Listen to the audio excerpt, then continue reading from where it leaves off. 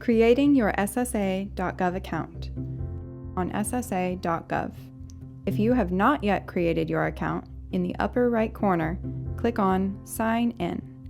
You will be redirected to a new page.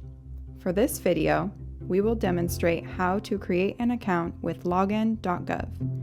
Next, click Create an Account and answer the questions.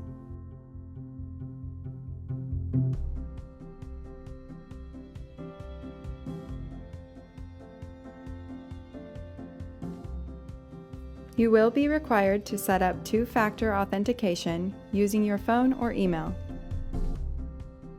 Choose one and enter your phone number or email address. Then you will receive a text message or email with a code.